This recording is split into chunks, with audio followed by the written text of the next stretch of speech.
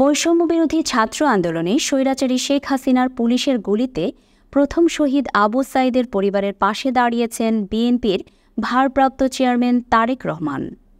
শহীদ পরিবারকে দীর্ঘমেয়াদী সহায়তার জন্য একটি দুধেল গাভী, একটি সেলাই মেশিন এবং নগদ ১ লাখ টাকার সহায়তা দেওয়া হয়েছে তারেক রহমানের পক্ষ থেকে।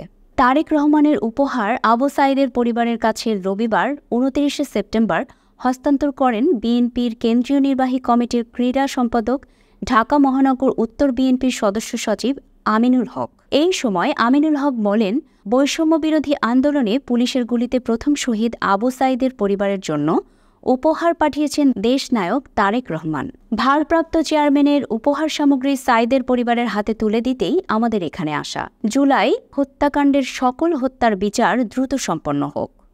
শহীদ আবু সাঈদের কবর জিয়ারত শেষে তার পরিবারের হাতে উপহার তুলে দেওয়ার সময় আরও উপস্থিত ছিলেন বিএনপির যুগ্ম আহ্বায়ক আনোয়ারুজ্জামান আনোয়ার, আক্তার হোসেন সহ বিএনপির নেতৃবৃন্দরা।